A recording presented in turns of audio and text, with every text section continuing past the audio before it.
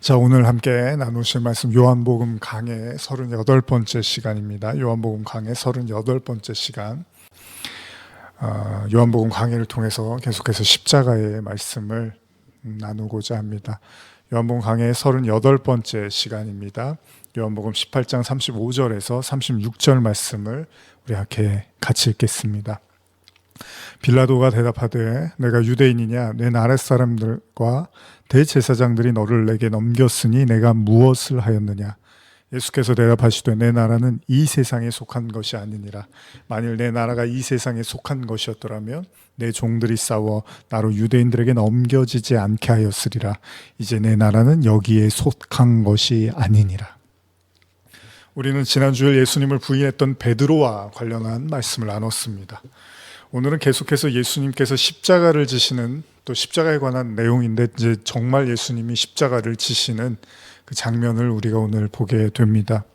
방금 읽은 본문은 요한복음 18장의 예수님과 빌라도의 대화죠.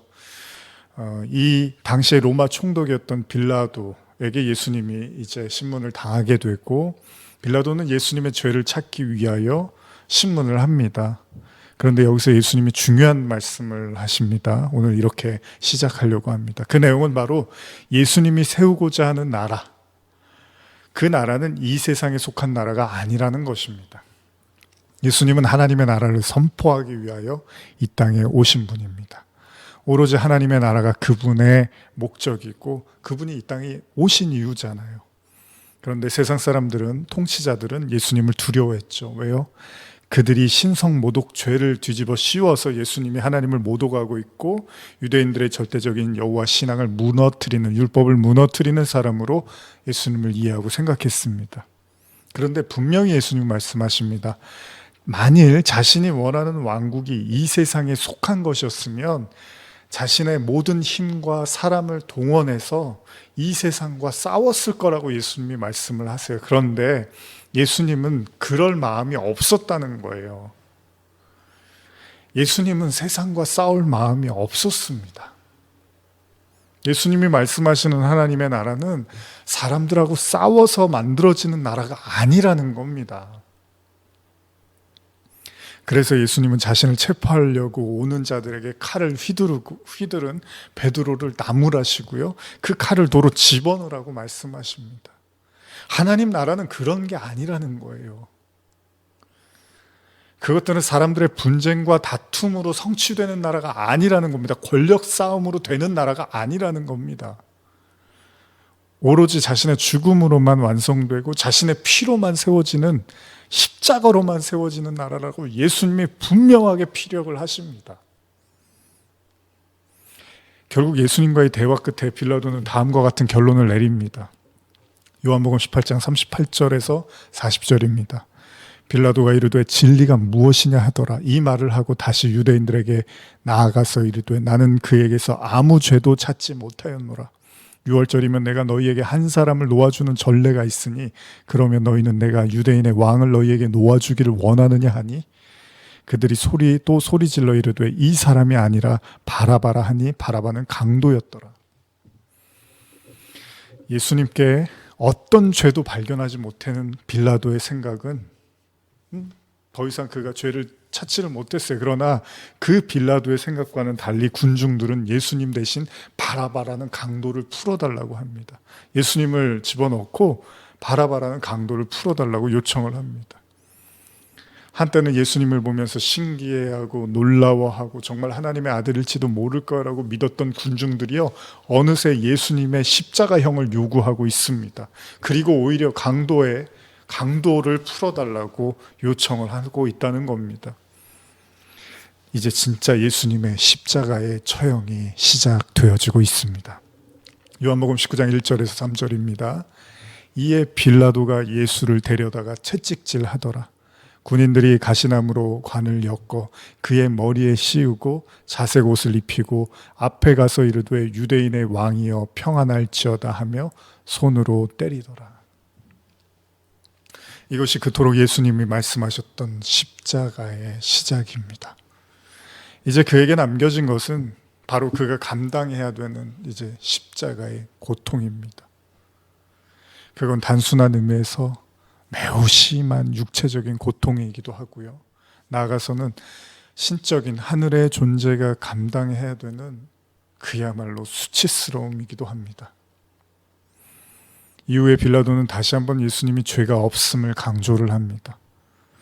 그러나 대제사장을 비롯한 많은 무리들은 계속해서 예수님이 십자가를 질 것을 요청합니다. 사람들은 소리를 칩니다. 그를 십자가에 못 박아서 죽이라고. 빌라도조차 특별한 죄를 발견하지 못했다고 계속해서 강조하고 있는데 사람들은 이에 귀를 기울일 마음이 없습니다. 그저 예수가 밉고 꼴보기 싫고 속 시원하게 사라졌으면 하는 마음이 간절하다라는 겁니다. 이를 이상히 여긴 빌라도는 다시 예수를 향하여 말합니다. 요한복음 19장 10절에서 11절입니다. 빌라도가 이르되 내게 말하지 아니하느냐? 내가 너를 놓을 권한도 있고 십자가에 못 박을 권한도 있는 줄 알지 못하느냐?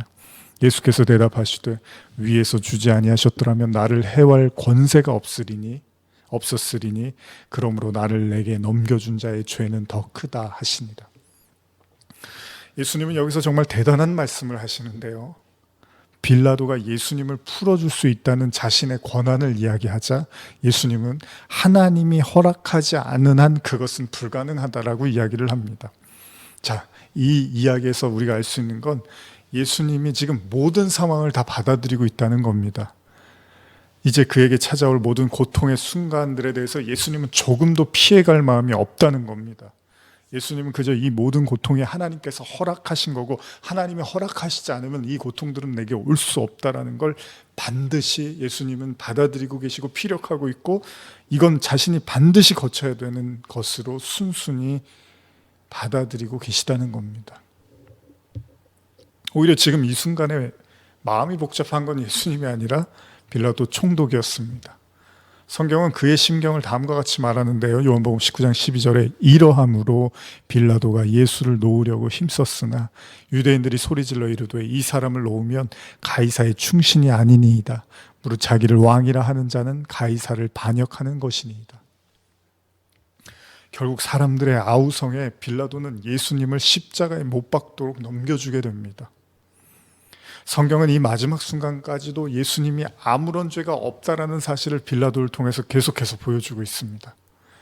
그렇습니다. 무죄하신 어린 양, 아무 죄도 없고 흠도 없는 그분이 가장 흉악한 죄인들이 지는 십자가를 지게 되는 것입니다. 요한복음 19장 16절에서 19절입니다. 이에 예수를 십자가에 못 박도록 그들에게 넘겨주니라. 그들이 예수를 맡음에 예수께서 자기의 십자가를 지시고 해골 히브리 말로 골고다라 하는 곳에 나아가시니 그들이 거기서 예수를 십자가에 못 박을새 다른 두 사람도 그와 함께 좌우편에 못 박으니 예수는 그 가운데 있더라. 빌라도가 패를 써서 십자가 위에 붙이니 나사렛 예수 유대인의 왕이라 기록되었더라. 드디어 예수님이 말씀하신 십자가, 골고다의 언덕에 십자가가 서고 만 것입니다. 십자가. 우리는 지난 2주에 걸쳐서 십자가가 왜 하나님의 영광인가에 대한 말씀을 나누었고요. 또 아울러서 지난 주일 베드로와 관련된 말씀을 통해서 십자가 앞에 선 베드로의 모습을 보았습니다. 사실 아무리 강조해도 부족함이 없는 게 바로 이 십자가입니다. 이미 나누었지만 예수님이 이 땅에 오신 유일한 목적이자 이유가 십자가입니다. 그렇기 때문에 십자가를 이해하지 못한다면 절대 그를 성도라고 우리는 부를 수가 없다는 겁니다. 성도는 반드시 자신의 십자가를 지고 가는 자들이고요. 그렇기 때문에 우리는 반드시 주님의 십자가의 의미를 믿고 받아들여야 합니다. 오늘은 성금요일입니다. 바로 예수님이 십자가에서의 죽음을 기념하는 날이기도 합니다. 물론 모두가 아는 것처럼 지금 이 순간 우리는 어려움에 놓여 있습니다. 생각지도 못하게 찾아온 이 어려움은요, 전 세계적으로 삽시간에 퍼져나갔고 많은 사람들이 죽기도 하고 아프기도 하고 고통당하기도 하고 그래서 실질적인 육체적인 고통을 당하는 사람도 있지만 또 그것을 바라보면서 매우 심한 정신적인 고통을 당하는 사람도 있습니다. 그리고 아울러서 하루하루 생계를 이어가는 수많은 사람들에게 커다란 근심을 안겨주고 있습니다. 그야말로 인간의 자금과 연약함을 보게 되는 순간입니다. 작은 바이러스가 눈에도 보이지 않는 그것이 온 세상을 꽁꽁 묶어 놓았습니다. 모두가 그러한 것처럼 이 시간들이 빨리 지나가기를 바라고 어서 빨리 치료제가 나오기를 기대합니다. 아마 모든 사람의 마음이 다 그럴 겁니다. 그러나 성도들은 여기서 멈추지 않습니다. 우리는 성도로서 세상을 바라보는 사람들입니다. 분명한 사실은 지금 이 순간 하나님이 숨어 계시거나 없어지신 건 아닙니다. 우리가 잘 알듯이 하나님은 무소부재하십니다. 우리가 믿고 싶던 그렇지 않던 간에 하나님이 진짜 살아계시다면, 하나님이 존재하신다면 하나님은 모든 걸 다 보고 계시고 모든 걸 다 알고 계시고 모든 일들 가운데 계신다는 겁니다. 얼마 전에 제가 우연히 인터넷을 검색하다가 다음과 같은 글을 보게 되었습니다. 아마도 많은 사람들이 궁금해하며 묻고 싶은 질문일지도 모르는데요. 그 글은 윤리철학의 창시자라고 불리는 그리스 철학자 에피쿠로스의 말이었습니다. 제가 한번 읽어드릴게요. 신은 악을 없애려 하지만 그럴 수 없는 것인가? 그렇다면 그는 전능한 것이 아니다. 악을 없앨 능력은 있지만 하지 않는 것인가? 그렇다면 그는 악의를 갖고 있는 것이다. 악을 없앨 능력도 있고 없애려 하기도 하는가? 그렇다면 왜 악이 존재하는가? 악을 없앨 능력도 없고 없애려 하지도 않는가? 그렇다면 왜 그를 신이라 불러야 하는가? 짧고 굵직하지만 그 대담한 그의 질문들은 많은 사람들이 공감하고 있는 것처럼 보입니다. 특히 하나님의 존재를 의심하는 사람들에겐 더더욱 그럴 것입니다. 사실 우리 또한 이런 질문들로부터 결코 자유로울 수 없을 것입니다. 많은 성도들이 자주 하는 질문 중에 하나가 뭡니까? 선악과의 문제잖아요. 왜 하나님은 굳이 선악과를 만드셨는가? 과연 아담이 그걸 지킬 거라고 여기셨는가? 아니면 지키지 못할 걸 알고도 만드신 것인가? 아니면 어떻게 하는지 보려고 하신 걸까? 사실 우리의 생각으로는 쉽사리 납득이 가지 않는 많은 질문들이 우리에게도 있습니다. 행복하고 평화로운 삶을 철학의 목적으로 여겼던 에피쿠로스가 그러했던 것처럼 왜 하나님은 악의 문제를 해결하지 못하시는가? 왜 하나님은 고통의 문제로부터 인간을 벗어나지 못하게 하시는가? 이런 질문들은 분명 많은 사람들이 한 번쯤은 던져보고 싶은 질문일 것입니다. 지금과 같이 전 세계적인 어려움이 찾아오면요, 우리는 더더욱 그럴지도 모릅니다. 도대체 하나님은 뭘 원하시는 걸까? 도대체 하나님은 이런 상황들 속에서 인간에게 무엇을 기대하는 것일까? 그리고 동시에 하나님은 우리 자신에게 뭘 말씀하시고 싶은 걸까? 왜 하나님은 이 모든 상황들 가운데 우리에게 무엇을 요구하시는 걸까? 그리고 만약에 그 하나님이 무소부재하시다면, 지금 이 순간에도 나와 함께하고 계시다면 그분은 지금 나에게 뭘 말씀하고 싶을까? 아마 이 또한 여러분과 저의 간절한 기도이겠죠. 때때로 고통은 인간에게 하나님을 찾게 만들고 하나님께 도움을 요청하기도 하지만 동시에 질문하기도 합니다. 고통에 익숙한 인간은 없습니다. 반복되는 고통은 우리로 하여금 그 고통을 받아들이는 마음의 준비를 하게는 하지만 고통은 고통인 겁니다. 그것이 반복된다고 해서 고통이 아닌 건 아닙니다. 잠잠해질 무렵 또다시 고통이 찾아오면 순식간에 인간은 두렵고 힘들어집니다. 어느 정도 받아들이고 익숙해졌다고 생각될 무렵에 우리는 이미 그 고통의 무게에 짓눌려 있는 나 자신을 발견하게 되고, 이제 그 고통이 누적되면 더 이상 그 고통을 참을 수 없는 나를 보게 된다는 겁니다. 그럼에도 그러한 고통이 끝나지 않을 때 인간은 깨닫습니다. 고통 앞에 선 인간은 너무 무력합니다. 고통 앞에 선 인간은 한 장에 흩날리는 종이장과 다르지 않음을 알게 됩니다. 고통이 깊으면 깊을수록 어느 순간에 나는 사라지고 고통만 남습니다. 다른 걸 생각할 여유가 없습니다. 그 어떤 것에 대해서 사고하고 느낌을 가질 수도 없습니다. 그냥 고통만 느껴질 뿐입니다. 그리고 급기야 이 고통으로부터 벗어날 수만 있다면 모든 것을 할 수 있을 것 같다는 생각마저도 들게 되는 거죠. 동시에 이 고통으로 절대 벗어날 수 없을 것 같다는 절망감에 휩싸이기도 합니다. 고통의 크기와 방식이 너무나 다르기 때문에 우리는 누군가의 고통에 대해서 함부로 말할 수가 없고요, 함부로 말해서도 안 됩니다. 중요한 사실은 이 땅을 사는 모든 인간들은 어떤 형태로든지 아픔과 고통을 겪고 있다는 겁니다. 전도서에서 하나님이 인생들에게 노고를 주셨다고, 수고를 주셨다고, 어려움을 주셨다고 기록되어 있는 것처럼. 그리고 오늘 우리는 성금요일을 맞이하면서 말씀을 통해서 예수님의 고통의 현장을 목격하고 있습니다. 놀라운 사실은 지금 고통받고 있는 예수님은 하나님께 몹쓸 죄를 지어서 마땅히 죄값을 치러야 하는 천하의 몹쓸 죄인이 아니라 아무 죄도 없고 아무 잘못도 없고 심지어는 하나님의 아들이라는 사실입니다. 앞서 나눈 철학자 에피쿠로스의 말이 떠오릅니다.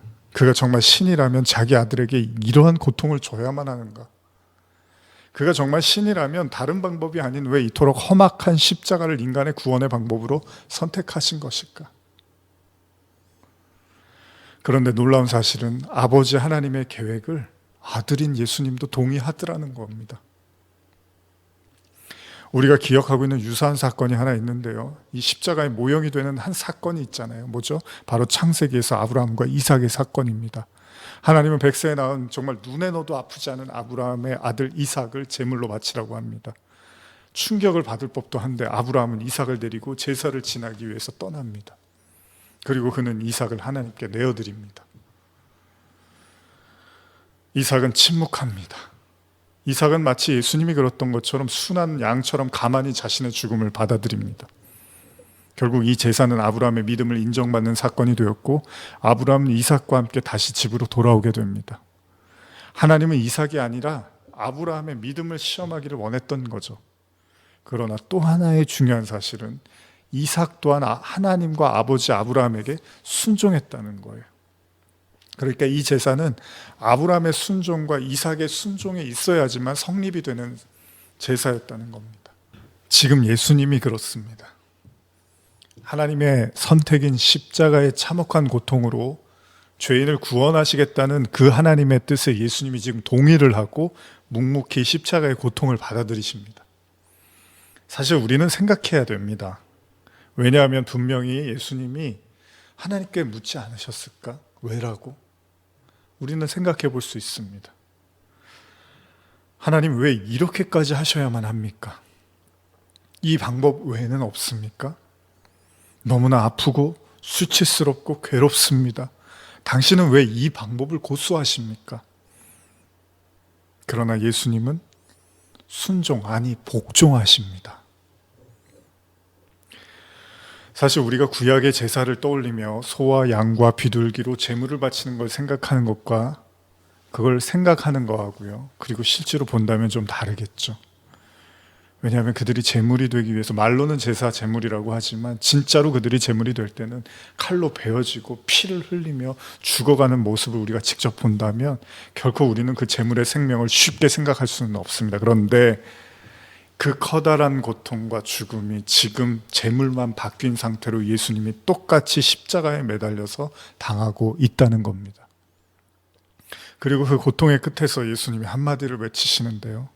여러분들이 잘 아시는 마태복음 27장 45절 46절입니다. 제6시로부터 온 땅에 어둠이 임하여 제9시까지 계속되더니 제9시쯤에 예수께서 크게 소리질러 이르되 엘리 엘리 라마 사박다니 하시니 이는 곧 나의 하나님 어찌하여 나를 버리셨나이까 하는 뜻이라. 고통의 끝에서 예수님이 던진 한마디는 어찌하여 나를 버리시나이까. 자, 우리는 이 말씀을 어떻게 이해해야 할까요?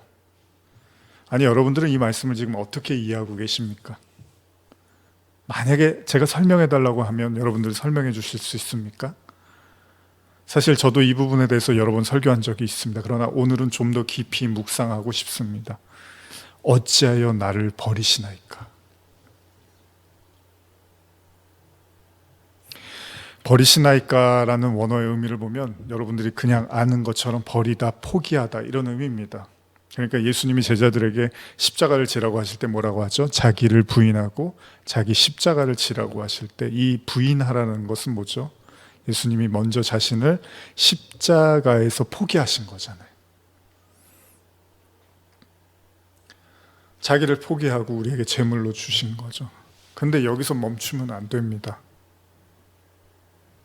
자, 예수님이 그 고통의 십자가를 받아들이고 하나님의 뜻에 순종한 이유, 가만히 한번 생각해 보시면 예수님이 자기를 버렸다라고, 하나님을 향해서, 아버지를 향해서 왜 나를 버리십니까? 라고 할 때 우리는 예수님의 입장에서만 생각을 하니까, 하나님이 예수님을 버렸구나, 아버지가 아들을 버렸구나 라고 생각을 하는데, 여러분 가만히 생각해 보세요. 아브라함이 이삭을 하나님께 바치잖아요. 그때 이삭의 입장에서는 아버지가 자신을 버린 것처럼 느껴요. 아버지 왜 나를 제물로 이렇게 나를 버리십니까? 근데 사실 아브라함의 입장에서는 뭐죠?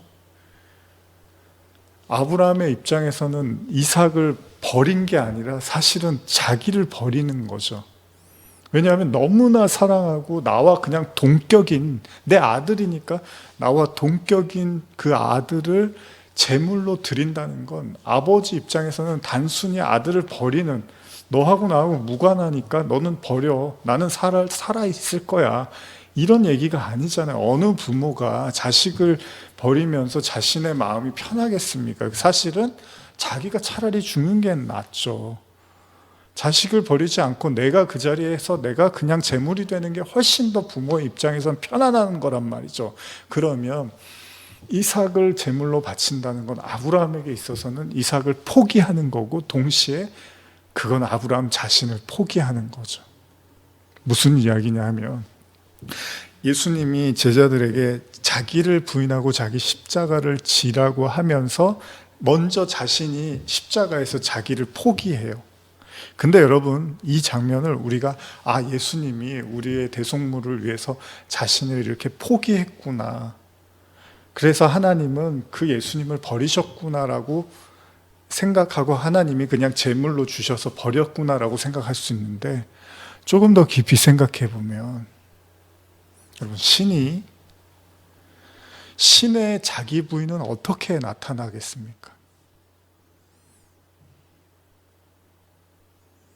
그러니까 예수님이 자기를 부인하고 하늘의 미랄이 떨어져서 생명이 깨지지 않으면 또 다른 생명을 날 수 없다고 할 때, 하나님은 저 위에서 이렇게 팔짱을 끼고 들여다보고 예수님 혼자 그 일을 다 감당하셨냐는 거예요.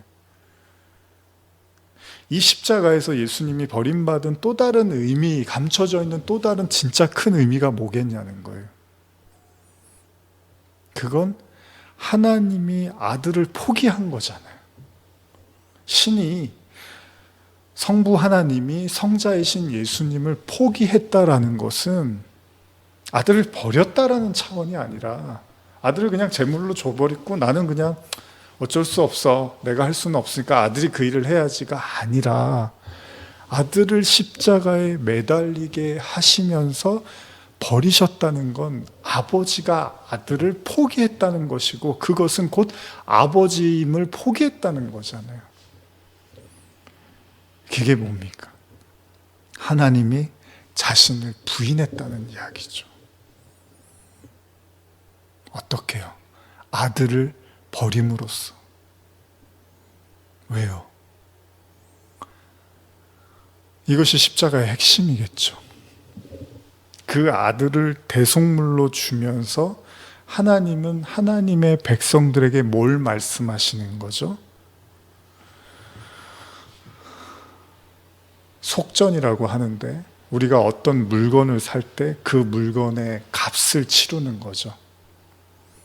10,000원짜리 물건을 사면 10,000원을 내면 되고요, 100,000원짜리 물건은 100,000원을 내면 돼요. 그러면 하나님이 자신의 아들을 제물로 내어줬다는 건 하나님이 택하시고 구원하시는 백성의 값어치가 자신의 아들과 동일하다라는 얘기를 하는 거네요.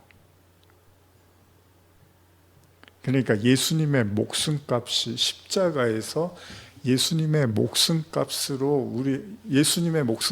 우리에게 던져준 건 하나님의 자기 부인, 자기와 동등됨을 취할 수 있는 그 아들을 우리에게 속전으로, 우리에게 대속물로 내어줬다는 건 다른 의미로 하나님의 백성과 자신의 아들을 동일하게 봐주겠다는 거잖아요. 왜요? 이 값어치로 이걸 사는 거니까. 그러니까 이걸 사기 위해서 치른 게 아들이니까.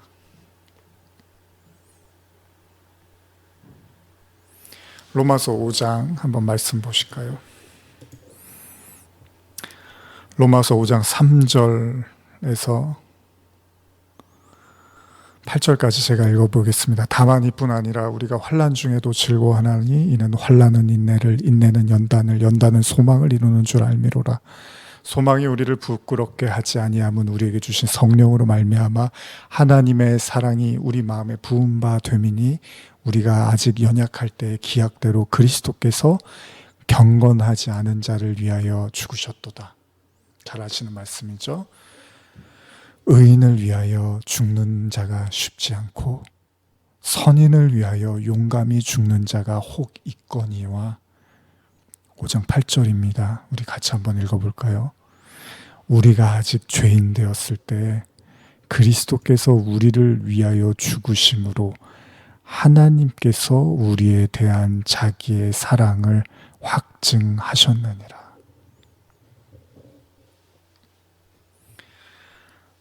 우리말로 한 번 더 5장 8절을 읽어드리겠습니다. 그런데도 죄인인 우리를 위해 하나님께서는 그리스도를 보내셨고 그 그리스도께서는 우리를 대신 죽어 하나님의 그 깊은 사랑을 우리에게 보이셨습니다.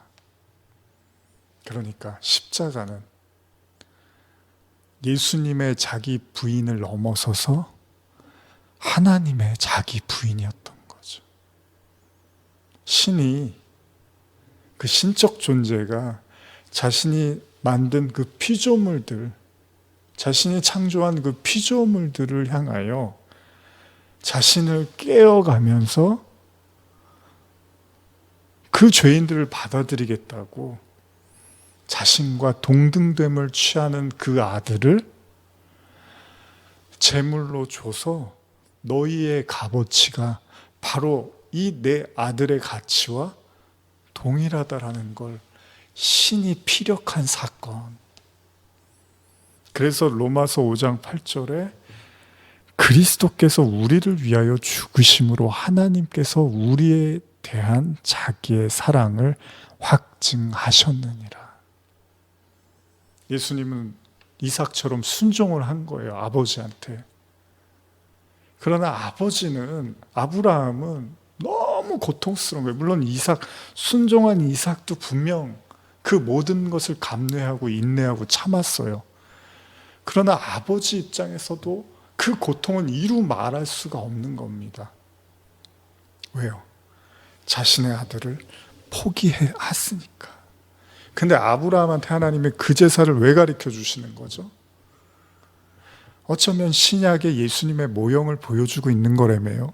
그러면 아버지와 아들, 아브라함과 이삭의 제사는 하나님과 예수님의 그 제사를 모형하고 있는 걸지도 모른다는 겁니다. 다시 말하면 아브라함에게 하나님이 그 이삭을 바치는 제사를 통해서 하나님이 아브라함을 이렇게 사랑하시고 이삭을 이렇게 사랑하시는 바로 변함없는 하나님의 언약을 보여주시기 위해서 아브라함에게 그 제사를 가르쳐 주신 건지도 모른다는 겁니다.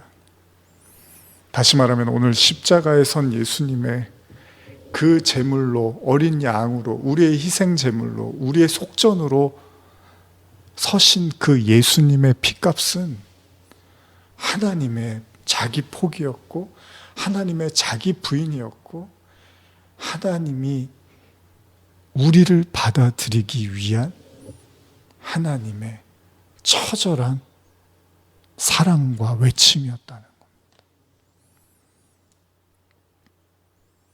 고통이 없으면 되잖아요. 안 아프게 하시면 되잖아요. 물론 우리는 그런 생각을 할 수 있습니다. 그러나 하나님은 죽음을 통해서, 고통을 통해서 하나님이 결코 우리와 주사위 놀이를 하거나 장난감 놀이를 하는 것이 아니라는 것을 보여주고 있는지도 모릅니다.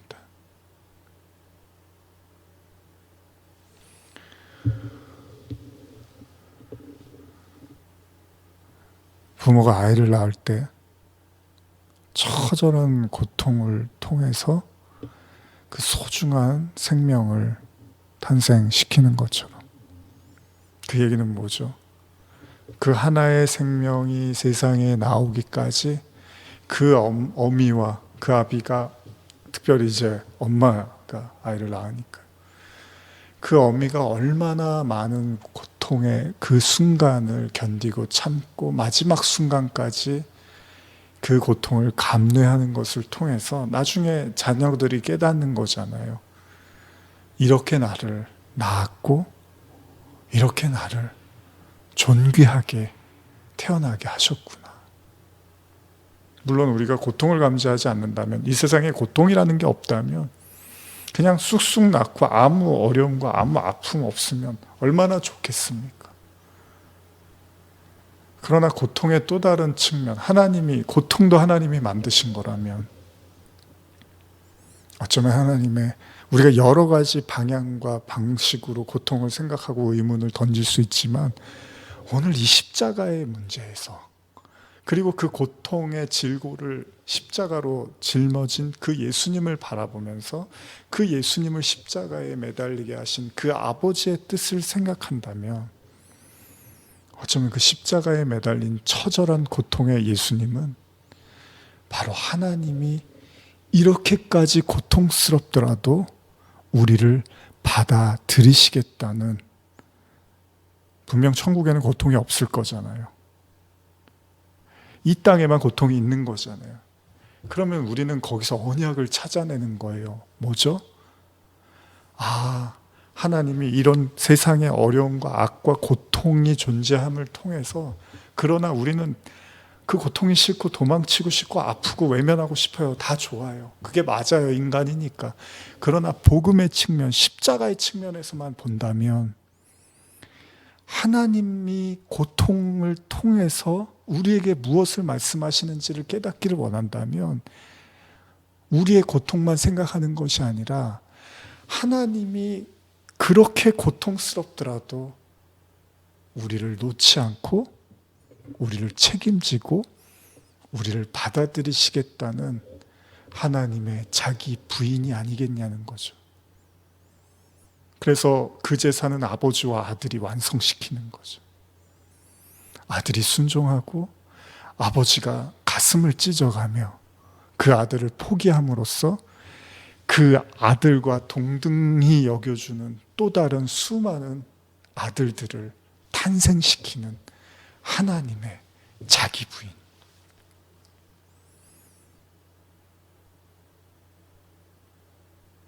그걸 하나님의 사랑이라고, 인내라고 말할 수 있겠죠. 요한복음 19장 28절 30절 말씀 읽겠습니다. 그 후에 예수께서 모든 일이 이미 이루어진 줄 아시고 성경을 응하게 하려 하사 이르시되 내가 목마르다 하시니 거기 신 포도주가 가득히 담긴 그릇이 있는지라. 사람들이 신 포도주를 적신 해면을 우슬초에 메어 예수의 입에 대니 예수께서 신 포도주를 받으신 후 이르시되 다 이루었도다 하시고 머리를 숙이니 영혼이 떠나 가시니라. 뭐를 다 이루신 거죠? 하나님의 사랑을. 왜 자신이 죽어야만 하나님이 영광 받으시는지를 예수님은 알고 있었던 거죠. 아버지의 유일한 마음을 이해했던 아들, 독생자 예수 그리스도, 그분만이 아버지의 그 깊고도 넓고도 크신 사랑을 이해했기에 그는 과감하고 묵묵히 십자가의 죽음을 받아들일 수 있었습니다.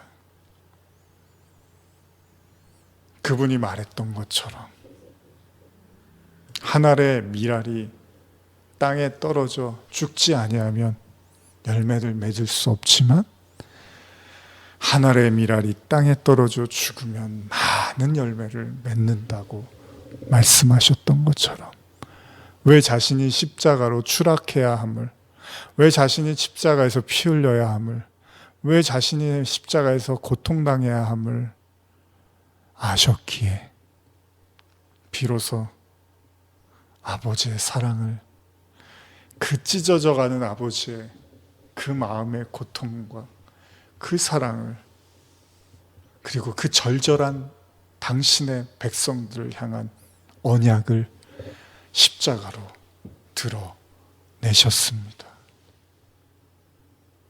오늘 그 십자가는 우리에게 하나님의 사랑의 확증입니다.